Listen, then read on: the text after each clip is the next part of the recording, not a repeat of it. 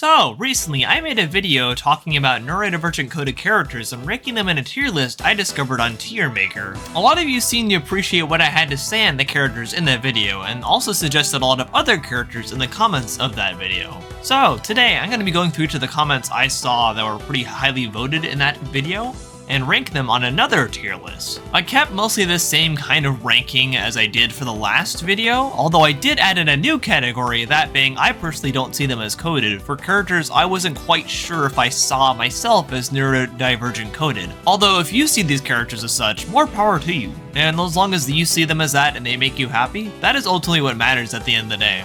So I hope you enjoyed this video, but first, be sure to give it a like, subscribe, and comment if you can as well. It definitely helps me out a lot. I'm a full-time creator, so please definitely do that if you can. And share this video with a friend if you liked it too. I appreciated all the great discussion we had on autism representation in media in the comments of the last video. And it's something I just like talking about in general, so thanks to everyone that left a comment on the last video. Anyway, on with the show. Hope you enjoy this video. So the first one I got in particular was Dewey Duck this is Louie Duck, because he's the green one. It was Louie Duck from DuckTales 2017, specifically the reboot version. This is listed as a neurodivergent coded character, and honestly, I can actually see it along with a lot of the other characters from that reboot for the show, because it's also just a really good show in general. They did a great job rebooting DuckTales for a modern audience with that show. It's very well done. I don't know if I can say spectacular for Louie Duck, but I would say he's good for sure. I don't think he's spectacular. This is Boyd, also from the same DuckTales reboot. He's a new character they included in that show, and he's actually also a robot though. So I don't know how I feel about a robot being listed as like a ND type character. I would actually say meh to that, because by definition he's not a real person. So I don't know if I can really say he's truly a neurodivergent coded character, because he doesn't have a human mind. So I don't know if I can really say that for him. This is Huey Duck. This is Huey Duck from the same thing. I'd say he's probably a bit better than Louie actually. I'd say great for him. This is Dewey Duck, I think. I think Dewey's the blue one. He actually say he's great too. Also, he's voiced by Sonic's voice actor, Ben Schwartz, so that's an immediate win in my book, because I love Sonic. Well, as a robot, he was certainly true, he was coded, but not quite in the same way as a neurodivergent coded character. But he was coded, that's true. This is Gyro from the same show. I would actually say Gyro is a really good one. I think he's great too. I'll put him in that category. He definitely has that fixation on machines and stuff, obviously, which I kind of see like in Tails. You know, like as a neurodivergent coded character, like Tails is probably one of the best because of that. But I think there's also enough of a nuance to make him stand out from characters like Tails. Like he's definitely very not sarcastic, but he doesn't understand sarcasm a lot of the time, and he's very literal, very blunt. So I think that actually adds onto it. I would actually say he's probably spectacular because of that. He really embodies all those traits really well. It's very well done. And I think Webby, this is Webby Duck from the same show, I would actually say she's one of the best too. I really liked how they tackled Webby as a character in that show. And she honestly has a lot of neurodivergent coding, I think, in the way she tries to connect with people but isn't really sure how. She isn't really able to make a lot of friends starting out on this show. It's actually a really good show. I highly recommend this show if you haven't seen it. It's honestly one of the best cartoon reboots ever. But I think she's one of the best neurodivergent coded characters in general because of how they tackle her in that show. It's really good. Okay, another one that was suggested was Cliff from Fire Emblem. This is Cliff from Fire Emblem Echoes for those who haven't played the game. That was on 3DS. I think it came out in 2017. I don't really see, I guess kind of, like, he has some neurodivergent traits, but not really? I don't know. I think I'd put him more in, not meh, I'd say good, but it's definitely not quite as, I think, on the nose as these others, so I would still put him in good, though. Oh, this is Japan from Italia. Really? I actually would probably say he's a good one. I put him in great. I can kind of see it. sort of like that, just the attitude he has towards a lot of people. I think this is a very nuanced, well-rounded example of neurodivergent representation in media. Like, it shows the bad and the good, and I really like seeing that, because to me that's real representation, showing not just like, you know, like all the good parts or whatever, because that's kind of unrealistic, but showing like the troubles that can come with being potentially neurodivergent as well. I really like when media does that, because you don't always see it. And it's really good that this show actually does kind of tackle that. So yeah, I would put him in great. I don't know this character. This is Wally Darling that was suggested under one of the comments as well. I don't know them, so I can't say anything about them. Futaba though, from Persona, yeah, one of the best for sure. I really like that they tackled, you know, like her being like an introvert and stuff and very shy, which I relate to for sure. I'm a very shy person IRL. Yeah, I'm very soft-spoken IRL, unlike how I am here typically. And she has headphones, which I relate to because I wear headphones a lot to block out extra noise. So I actually really relate to that for sure. She's spectacular, one of the best.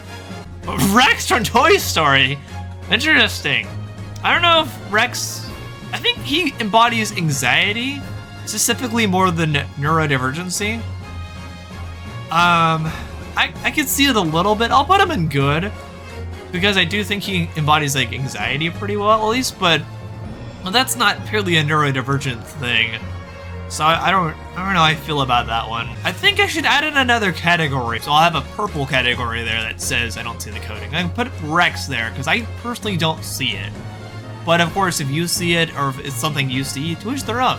As long as you're able to see it, it makes you happy, and that's what matters. This is from Apothecary Diaries? I've never seen this show, so I have to put you in don't know, sadly. Ferdinand from Fire Emblem. This is one that got suggested too. I could sort of see it. I put him in good, at the very least. I could definitely actually kind of see that with him. This is, who is this? Romani from Majora's Mask. I would put her in gray, yeah. Romani is a good one. She has that neurodivergent coding a little bit too, kind of more in like the Lilo way. I think it's sort of that area of the spectrum, but it shows off pretty well with her as a character. Oh, this is Stanford Pines. Yeah, Stanford Pines is spectacular. One of the best, easily. He's obviously a very easy character to root for, which is important, I think, for any neurodivergent character.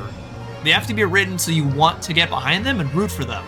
Because that makes it so that both people that are neurodivergent in the audience and neurotypical people will want to get behind the character. And that's good awareness, too.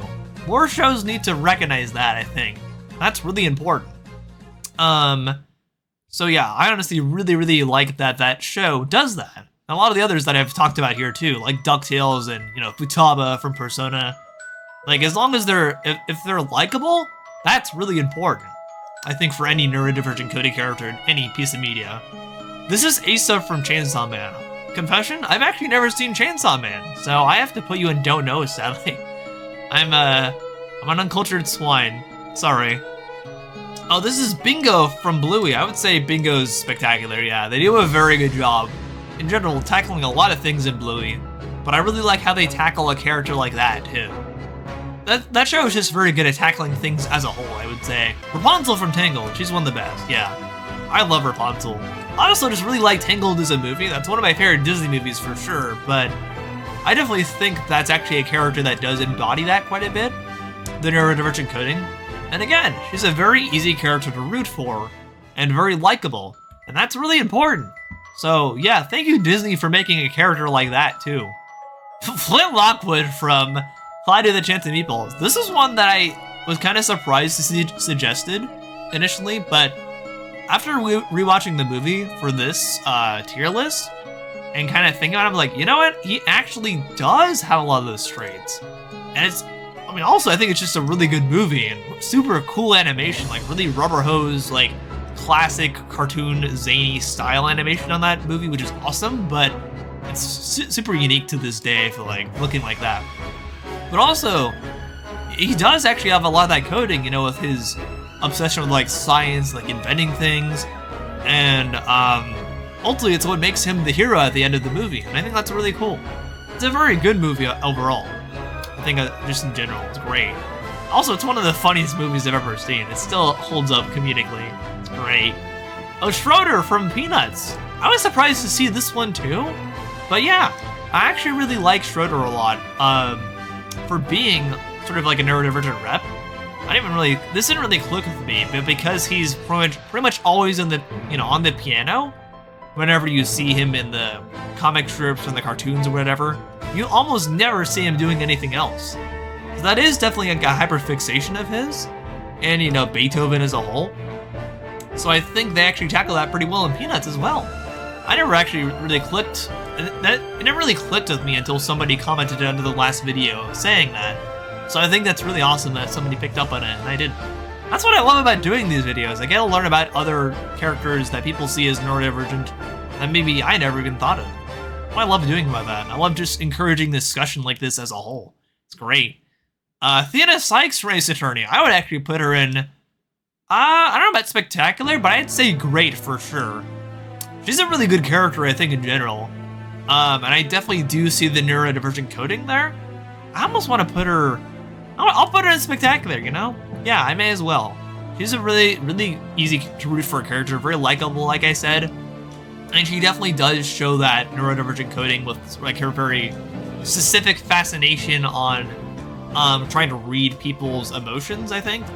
Which is interesting, because as a neurodivergent person, I can say that is something I do tend to worry about or fixate on sometimes as well. Like, coming across the wrong way, or people reading my emotions the wrong way, or me reading other people's emotions the wrong way too. So actually, I really like how they tackle that in that game. I think it's really cool. And I definitely see her as a neurodivergent coded character because of that. Very good stuff. Mayuri? I don't know if Mayuri's neurodivergent. I feel like with her, it's more just her kind of mourning her grandmother's death though in this show. I put her more in, I don't see the coding, I would say, not meh, but I would say I don't see the coding for it. Okay, one someone suggested was Sora, which I thought was very interesting, given we are playing the Kingdom Hearts games right now.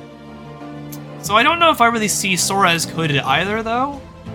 I think it's more like, he's lived on like that island or whatever for several years at this point, and he finally gets to leave and is kind of awed and in wonder of all the Disney stuff he gets to see when he leaves, which is great, by the way. That's why I like playing those games, because of all the Disney stuff. I don't know if I really see the coding with Sora, but I definitely see why he would be in awe of all the Disney stuff and all the world he gets to see following leaving the Destiny Islands, because, he's never really seen anything else until that point. So I think that's just kind of a natural reaction for anyone in that situation. I don't know if it's necessarily being neurodivergent. This is Faye from Fire Emblem also. She was suggested. I don't know why. I actually don't see well, I would actually say hot garbage, because Faye is a very bad character for many reasons. So yeah, I'd put Faye there.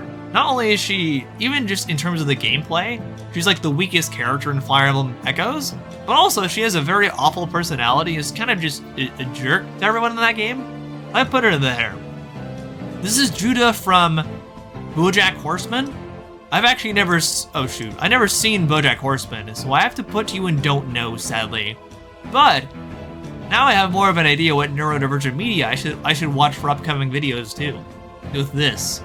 Interesting. Huh. I guess that's our list. I think that was pretty solid. We got 25 different suggestions under the comments from what I saw. Hey, thanks for watching. If you liked this video, give it a like. If you didn't like it, give it a like anyway. If you want to check out all my socials down below, you can see all those down there. And if you want to join my Discord too, where you can communicate with me and others offline, that should be linked down below. And if you want to check out my Letterboxd, that is linked down below as well. That's where I review movies, oftentimes movies or shows I won't review here on YouTube. So you can check that out too if you want extra content from me. But for now, I've been Noah the Otter, and I'll see you on the Otter side. Bye!